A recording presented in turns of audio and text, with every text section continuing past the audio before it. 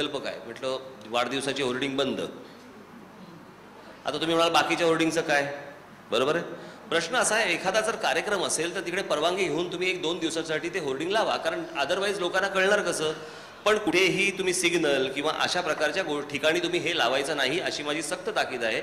आणि तुम्हाला हे जाणवतही असेल की त्याच्यानंतर मुंबईमध्ये, खास करून मुंबईमध्ये होर्डिंगचं प्रमाण इतरही राजकीय पक्षांचं जरा कमी कमी झाल्यासारखं दिसतंय. जे पूर्वी अगदीच सगळं जे काही भरलेलं असायचं हो ते कमी झालं. बरोबर आहे, हे दिसतंय. बरोबर. तेवढं तरी अभिनंदन करा माझं. बरं, गेल्या 63 वर्षांमध्ये प्रथमच आपण निवडणुकीला उभे राहणाऱ्या उमेदवारांसाठी परीक्षा घेतली, दुसऱ्या पक्षाला अगदी दे धक्का दिलात. पण मग ही कल्पना आपल्याला कशी सुचली? आणि त्याबद्दल अभिनंदन बरं का. अभिनंदन त्याबद्दल. नाही, कल्पना बरेच दिवस माझ्या मनात घोळत होतं ते सगळं, की याचं कारण असं आहे की बघा, शेवटी मी एका राजकीय पक्षाचा नेता जरी असलो तरी पण मी एक शेवटी आम नागरिकच आहे. बरोबर आहे. जशी तुमची गाडी खड्ड्यात जाते तशी माझी गाडी खड्ड्यात जाते. मी काय अशी ती खड्डा आले की थोडी वरून जाते वगैरे अशातला काय भाग नाही. मग हे काय होतं, हे कशामुळे होतं याचं मी तुम्हाला कारण सांगतो. याचं कारण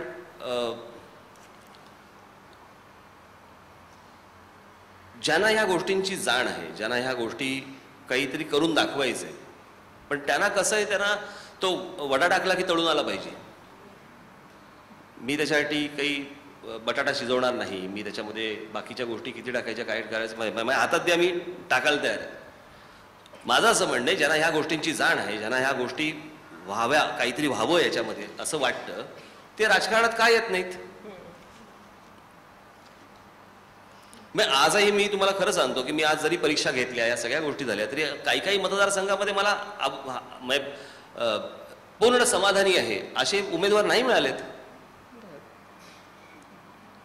बरं, परीक्षा तर सर्वांसाठी खुल्या होत्या, तिथे काय प्रश्न नव्हता.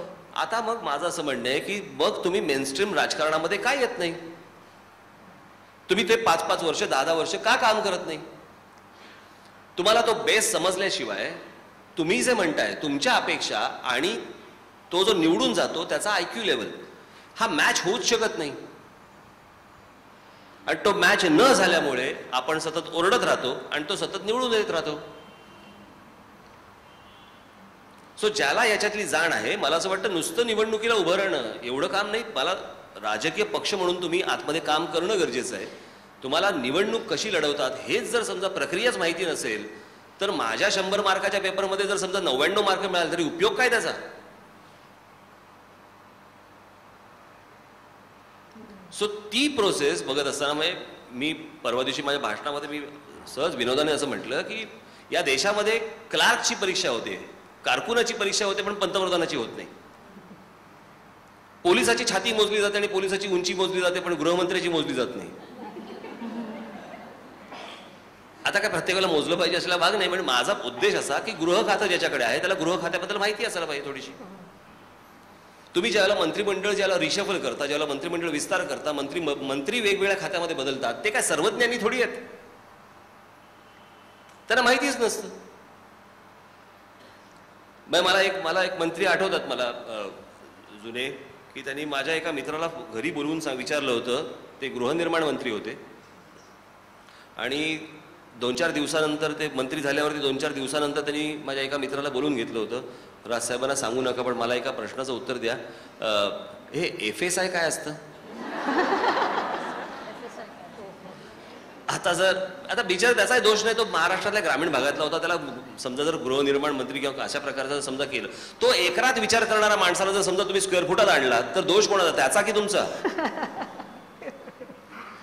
मला असं म्हणायचं आहे की हा जो एक विरोधाभास जो राजकारणामध्ये किंवा तुम्हाला आपल्याला जो सर्व ठिकाणी जो दिसतो, त्या विरोधाभासाचं कारणच मुळात हे आहे की ज्यांना ह्या गोष्टींची गती आहे, ज्यांना ह्या गोष्टी कळतात, ते प्रत्यक्ष राजकारणात येत नाहीत. आणि ज्यांना या गोष्टींची अनेकदा गती नसते ते अनेकदा राजकारणामध्ये दिसतात. त्याच्यामुळे ह्या गोष्टींचं तुम्ही अशा ते 2 विरुद्ध प्रकारच्या वायरी लावल्यावरती काही शॉकच बसणार ना. काय होणार त्याचं? शॉर्ट सर्किटच होणार तिकडे.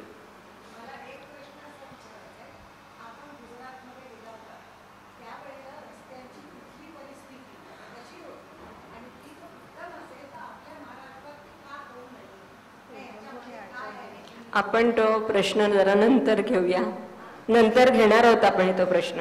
अच्छा, खूप आहेत का? कंटाळला नाही नाही, मी कंटाळलो. 50% उमेदवार स्त्रिया आहेत, मग त्यांच्यासाठी आपण काय प्रशिक्षण ठेवले का?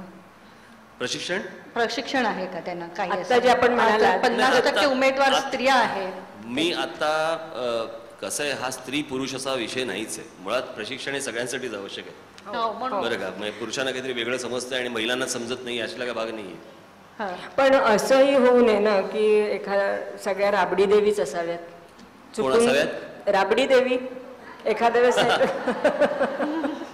त्यामुळे प्रशिक्षण देणं थोडंसं आवश्यक आहे. प्रशिक्षण देतात, परंतु मला असं वाटतं की एकदा जर समजा महिला नगरसेविका झाल्या तर त्याच्यानंतर त्यांच्या नवऱ्याचा इंटरफिअरन्स कमी असावा असं माझं मत आहे. पण ते राबडी देवी नसतील तर कारण बऱ्याचदा असं दिसतं की तिथे नवराच नगरसेवक आहे. राबडी देवींचं तर काय बोलायचं. मग आता या महानगरपालिकेच्या निवडणूक जाहीरनाम्यामध्ये स्त्रियांसाठी काही विशेष योजना आहेत का? नाही, आता माझ्या डोक्यात अशा पुरुषांसाठी योजना आणि स्त्रियांसाठी योजना असं नाही. माझ्या डोक्यामध्ये येईल त्याचा माझा जाहीरनामा ज्यावेळेला येईल त्यावेळेला तुम्हाला ते समजेलच.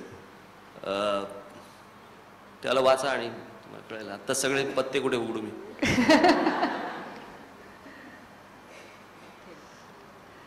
कार्यकर्त्यांना आपली थेट भेट मिळते काय अशी पटकन? काय मिळते? आपले कार्यकर्त्यांना आपल्या थेट भेट मिळते का? हा, असं थेट भेटीची वगैरे अशी वेळ नाहीये माझी.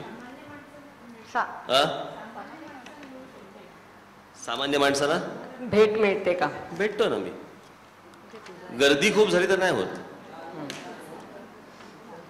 खूप गर्दी झाली तर नाही होत. नाही, वेळ नाही, कधी अवेळी पण येतात. मी तुम्हाला खरं सांगू का, या माझ्याकडे अनेक लोक येतात, भेटतात, बोलतात, त्यांच्याशी मी बोलत असतो.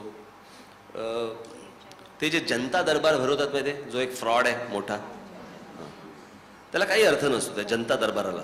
आणि मग कोणीही येतं, कोणीही, याचा अर्थ त्याच्यामध्ये जर समजा तुम्ही नीट बघितलं, काहीतरी आपण ते रेकॉर्ड करून बघितलं पाहिजे, ते पूर्ण शूट केलं पाहिजे सगळं अख्खं, तुम्हाला असा अंदाज येईल. त्या तो जनता दरबार असतो त्यातली जवळपास 80% कामं ही डेड एंडकडे गेलेली असतात. आणि जनमताचा कानोसा असं म्हणून जर समजा असेल तर मला असं वाटतं त्याचा आरसा हा वर्तमानपत्र आहेच. त्यातली पत्रं येतात तीही मी जाणीवपूर्वक वाचतोच आणि अनेक लोकांना भेटत असतो. त्याच्यामुळे मला ती पल्स कधी कधी समजते. सत्ता, पद, पैसा, दुसऱ्या पक्षाने दाखवलेली आमिष, याच्यामुळे कार्यकर्ते माघारी फिरतील अशी आपल्याला चिंता कधी लागते का? कार्यकर्ते, सत्ता, पद, पैसा आणि दुसऱ्या पक्षाने दाखवलेली आमिष, याच्यामुळे आपले कार्यकर्ते माघारी फिरतील अशी कधी चिंता आपल्याला लागते का? मी ज्या वेळेला शिवसेना या पक्षातनं बाहेर पडलो त्यावेळेला मी एकटा होतो. मला माहिती नव्हतं माझ्याबरोबर कोण येणार आहे.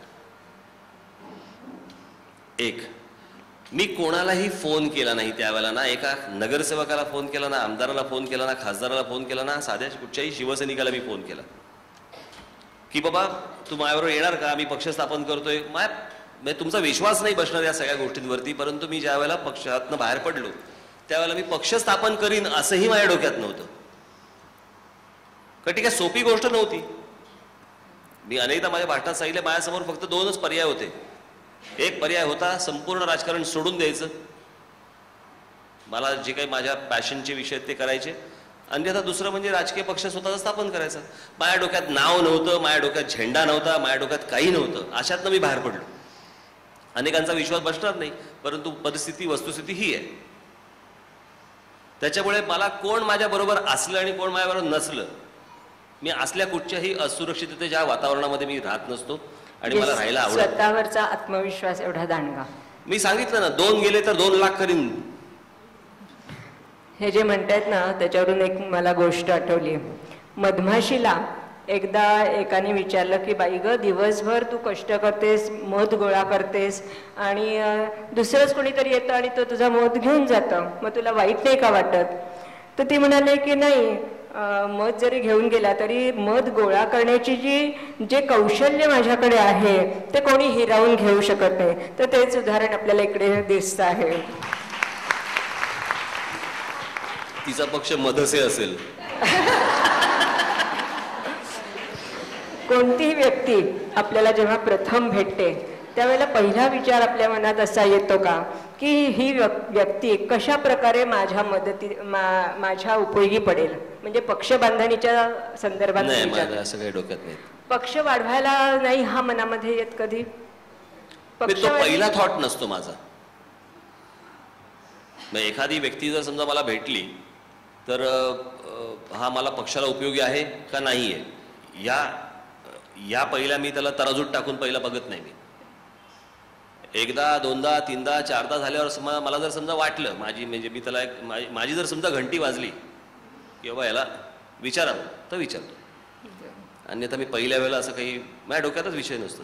नाही, काही वेळेला काय होतं, पक्ष बांधताना आपल्याला वेगवेगळ्या गोष्टी चा विचार करून ठेवायला लागतो. त्यावेळेला की अमुक क्षेत्रातली भेटली ही मला अशा प्रकारे उपयोगी पडेल अशा दृष्टीने मी मला असं वाटतं माणसं जोडताना ती अपघाताने मिळत असतात. आता राजकारणात काय जाहिराती देऊन थोडी माणसं येतात की मला ह्या पदाला हा माणूस पाहिजे, उमेदवारीसाठी अर्ज करावे, असं काही नसतं इथे. 80च्या दशकामध्ये ज्या वेळेला कामगारांचा संप झाला, गिरणी कामगारांचा, त्यावेळेला हळूहळू मराठी माणूस मुंबई बाहेर जायला लागला. आज अशी परिस्थिती आहे की विधानसभेच्या 36 मतदारसंघामध्ये पैकी 27 मतदारसंघ जे आहेत तर ते अमराठी लोकांचं त्याच्यावर वर्चस्व आहे. आणि परप्रांतीय असतात ते प्रादेशिक पक्षाला मत देत नाहीत असा अनुभव आहे. कोण परप्रांतीय? हां, तर त्यावर आपलं काय मत? कदाचित त्या मतदारसंघाच्या संख्येमध्ये कमी जास्त असेल, कारण हे मी वर्तमानपत्रातनं वाचलं. काय पर्सेंटेज सांगितलं? 36 मतदारसंघ विधानसभेचे, त्यातले 27 आहेत, त्याच्यामध्ये अमराठी लोकांचं वर्चस्व आहे. नाही, तसा नाहीये. वर्चस्व नाहीये, आहेत. बर, कारण ही पेपरला आलेली बातमी होती. कोणते पेपर वाचता तुम्ही? मग तीनदा चारदा नाही, असं वर्चस्व असं नाहीये. निवडणुकांचे रिझल्ट जेव्हा येतात त्यावेळेला आपण काय करता? रिझल्ट येतात त्याला पिक्चर बघतो. मी सकाळी 8 वाजता चित्रपट पाहायला सुरुवात करतो, तो संध्याकाळी 6-7 वाजेपर्यंत वेगवेगळे चित्रपट पाहतो. मी टीव्ही लावत नाही, मी कोणाला भेटत नाही, मी कोणाचे फोन घेत नाही, मला इंटरकॉम कोणाची येत नाही, मला आतमध्ये कोणी आलेलं चालत नाही. निवडून आलेला उमेदवार तो जर निष्क्रिय राहिला, चांगलं काम केलं नाही, गुन्हेगारी प्रवृत्तीचा आहे असंही जर आढळलं आणि मौनी बाबा राहिला, तर जनतेला कॉलबॅकचा अधिकार असावा का नाही? त्याची वेगवेगळी आहेत, वेगवेगळ्या गोष्टी पकडल्या पाहिजेत. कॉलबॅकचा अधिकार असावा का नसावा? त्याच्यामुळे पण हे ठरवणार कोण? सगळ्या राज्यांमध्ये कदाचित एकच कायदा हा होऊ शकणार नाही, कारण नाही, हा काम करत नाहीये हे ठरवायचं कोणी? हा, बरोबर.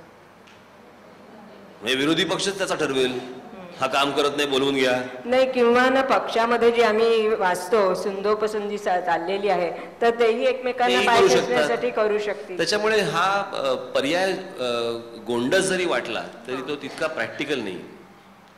कारण असं आता सध्या काय होत आहे की ह्या निवडणुका आल्यामुळे टीव्ही चॅनेल्सवर आणि मी तुम्हाला खरं सांगू का, मला असं वाटतं ना की हे जे पर्याय सुचवणारे वेगवेगळे जे मेंदू असतात ना असे, मला असं वाटतं एकदा त्यांनी प्रॅक्टिकल राजकारण करून पाहावं आणि मग हे पर्याय सुचवावेत.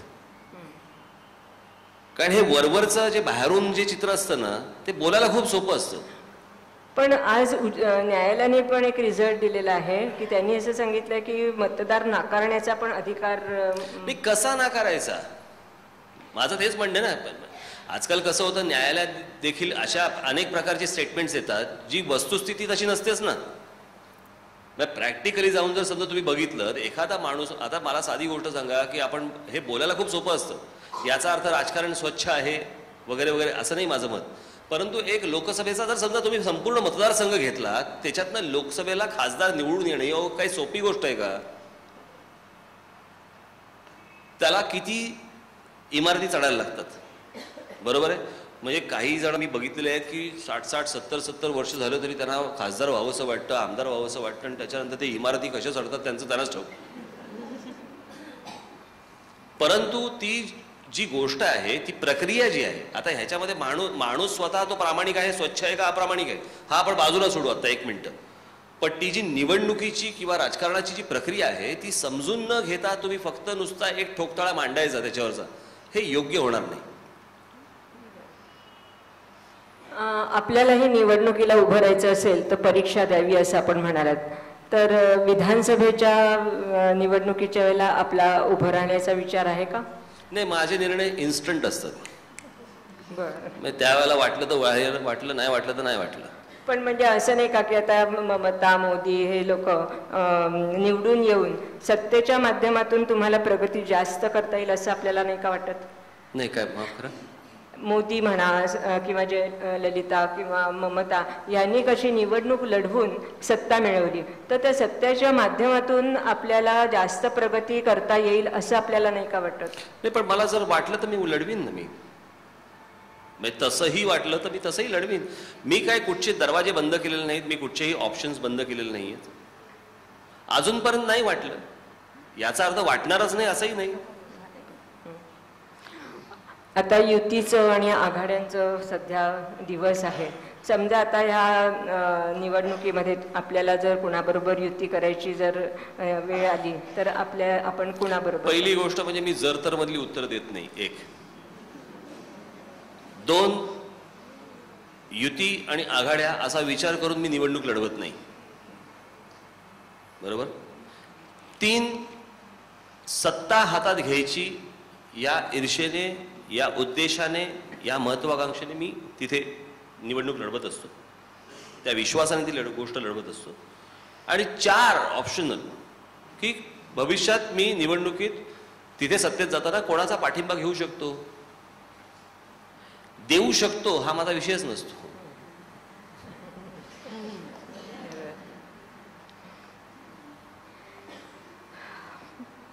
निवडणुकीसाठी प्रचंड खर्च येतो, आम्हाला सगळ्यांनाच ते माहिती आहे. तर सर्व पक्षांनी किंवा अपक्षांनी हा फंड कसा उभा करावा, कुठून उभा करावा? मी माझं मत सांगेन. मी मला बाकीच्यांच्या कसे उभे करतात त्याच्याशी काही कर्तव्य नाही. मला थोडंसं अलंकारिक वाटेल वाक्य, परंतु हे मी वस्तुस्थितीला मी आधारित असं मी वाक्य बोलतोय ज्याच्यातनं मी गेलोय. तुमच्याकडे जर विचार असेल ना तर तुम्हाला पैसे कमी लागतात, आणि तुमच्याकडे विचार संपलेला असेल ना तर तुम्हाला पैसे जास्ती लागतात. हे मी तुम्हाला स्वानुभवाने सांगतोय. म्हणजे आत्ता गेल्या विधानसभेच्या निवडणुकीला तर सर्वात कमीत कमी पैसे खर्च करणारा हा माझा पक्ष असेल, सर्वात कमीत कमी. आणि त्या सगळ्या मतदारसंघामध्ये जर समजा तुम्ही नीट जर बघितलं तर ते झालेलं मतदान हे विचारावरचं मतदान आहे, ते विकत घेतलेलं मतदान नाहीये. मी काय दादरमध्ये काय मत विकत घेऊ काय? दादर, प्रभादेवी, मला माहीम सारख्या भागामध्ये मी मतं काय विकत घेणार? कोणाला विकत घेऊ? तुम्हाला सांगणार हे घ्या पैसे आणि मत द्या? ते झालेलं मतदान हे विचारावरती झालेलं मतदान आहे. त्याच्यामुळे, आणि दुसरी गोष्ट, तुम्ही तुमचं जर समजा संख्याबळ, तुमचं जर अस्तित्व, राजकीय अस्तित्व हे जर समजा तुम्ही उंचावत गेलात तर पैसे देणारे हात तुमच्याकडे आपोआप येतात. हेही मी तुम्हाला स्वानुभवाने सांगतो. आणि तुम्ही जर समजा त्यांना ओरबाडायचा प्रयत्न केलात तर ते नाही होत, ते वर्क होत नाही ती गोष्ट. आणि कित्येकदा मला माहिती आहे त्याप्रमाणे की अनेकदा लोक तिकीट मला हवंय किंवा मला निवडणुकीला उभं राहायचंय तर ते फक्त पैसे गोळा करण्यासाठी मला ती उमेदवारी हवी आहे, निवडून येवो किंवा न येवो. कित्येकदा उमेदवाऱ्या विकल्या पण जातात. सो असल्या काही गोष्टी, मी असलं करण्यासाठी राजकारणात नाही आलो. पहिली आपण एक गोष्ट नीट समजून घ्या, मला आयुष्यात दुसरं काही करता नाही आलं म्हणून मी राजकारणात नाहीये. मला आयुष्यात करण्यासारख्या भयंकर बऱ्याच गोष्टी होत्या की ज्या मी करू शकलो असतो, अजूनही पुढे करू शकीन. चित्रपट निर्मिती, चित्रपट हे माझं पॅशन आहे, ॲनिमेशन फिल्म हे माझं पॅशन आहे. आपण पुढे त्याच्यावर येऊ. सो मला आयुष्यात दुसरं काही जमलं नाही म्हणून मला राजकारण करतोय किंवा मी राजकीय पक्ष काढला असं नाहीये. बरं, मग एखादा महत्वाचा निर्णय घ्यायचा असेल तर तुमचे ग्रह कसे आहेत ते प्रथम बघता का? त्याच्या ग्रह काय? हॉरोस्कोप वगैरे असं बघता का? निर्णय घ्यायचा असेल तर एखादा महत्वाचा ग्रह? हा. नाही नाही. पण मग एखादा असं काहीच हे नाही, बिलीव्ह नाही करत. मी पूर्वग्रह दूषित काही करत नाही. काही नाही, काय असं काही नसतं. तर तुमच्यातला एखादा जो टॅलेंट जो आम्हा सर्वांना असा माहित नाही असा कुठला आहे? काय वेगळा टॅलेंट म्हणजे जो गाणं म्हणता किंवा स्वयंपाक वाद्य असं काही? एखादं टॅलेंट आपल्याला थोडं बहुत स्वयंपाक ना?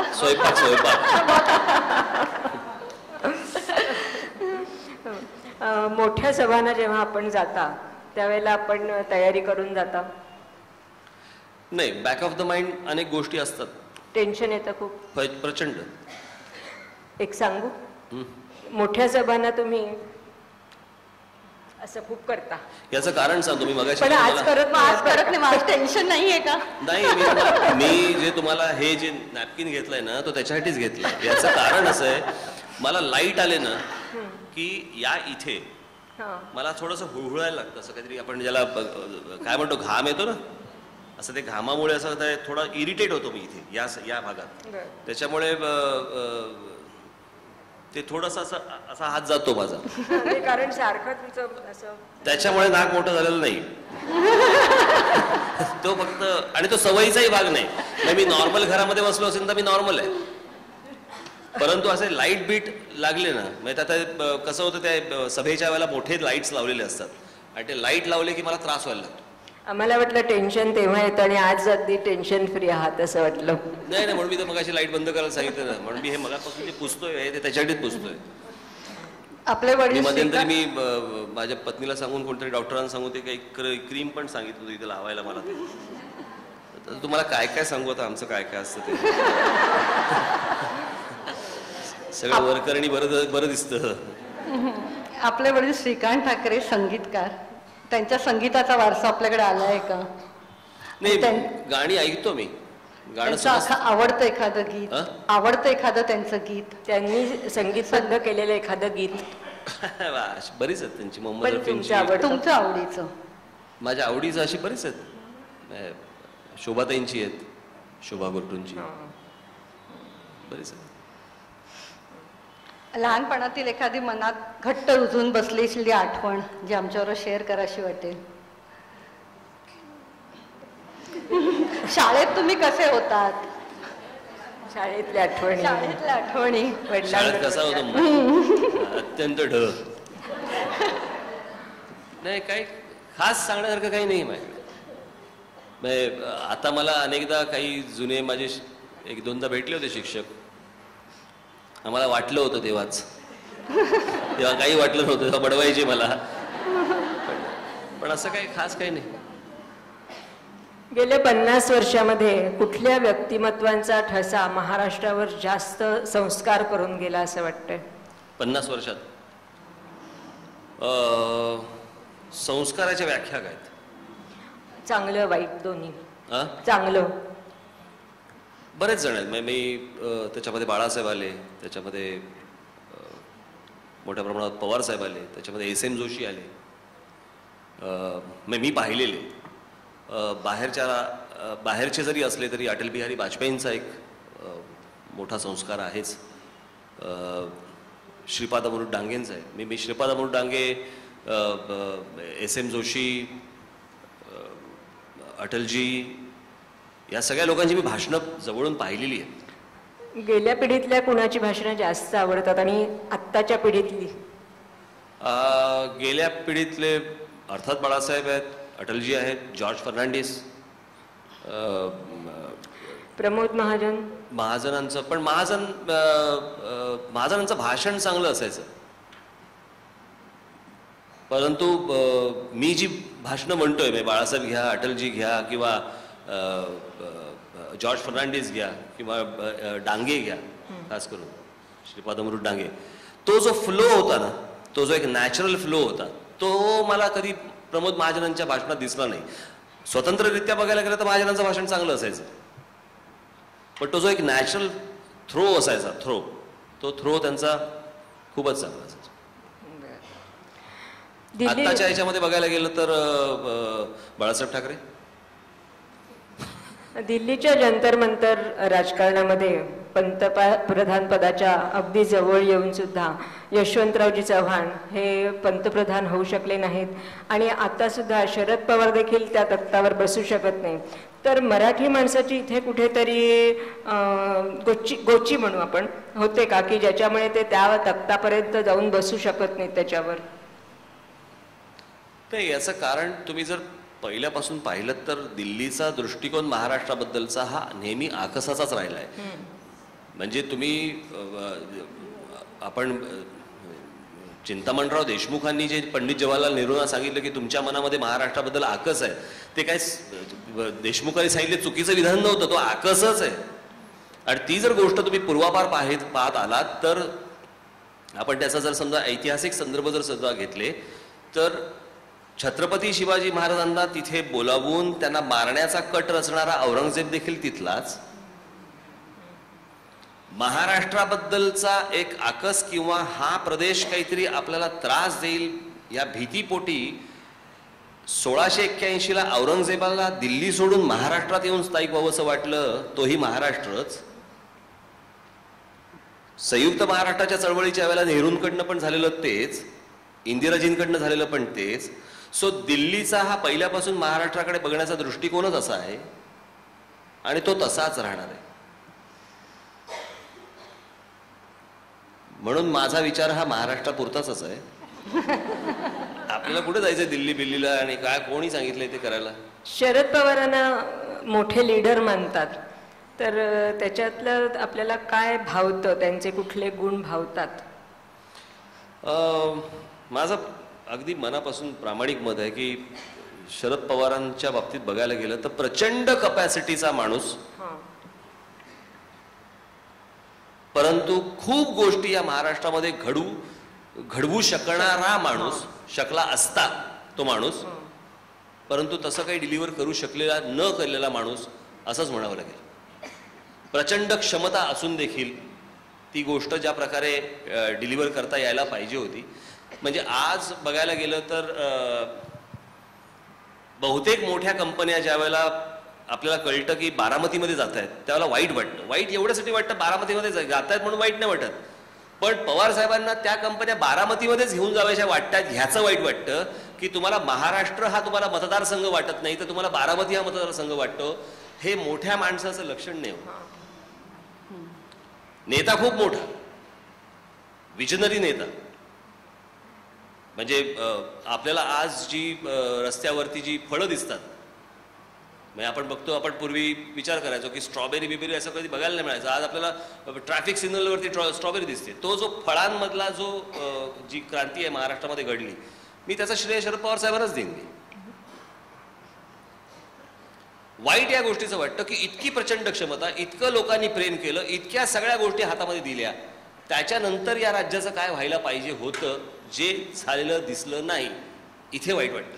म्हणजे लोकांना ती फळं न दिसता साखरच दिसली, त्याच्यामुळे सगळ्यांचा रोष जास्त झाला का? लोकांना फळं न दिसता साखरेची चंटाईच दिसली म्हणून त्यांच्यावर जास्त रोष का? रोषाचं नाही कारण. मला असं वाटतं की आज बघा तुम्ही तुम्ही मोठे उद्योग जर बघितलेत, अर्थात याचा अर्थ काय मी बाकीच्यांना सोडून दिलं असं नाही होत, कळलं का?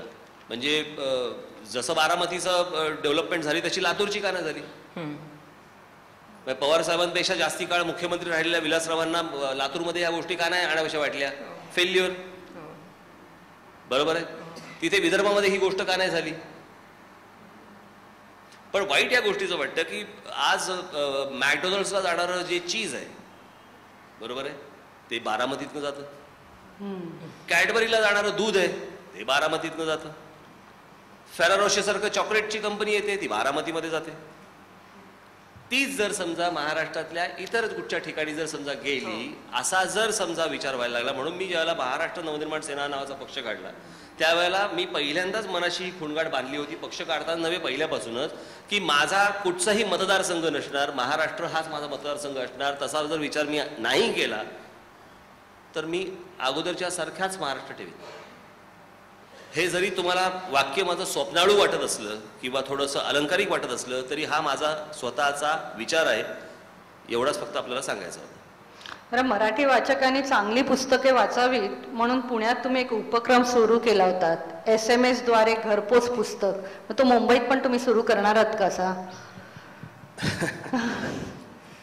करू, वाचलं तर करू. त्याला रिस्पॉन्स किती मिळाला? हं? त्याला रिस्पॉन्स किती मिळाला? प्रचंड मिळाला. इथे मी शिवाजी पार्क मैदानात पण नव्हतं का केलं मी?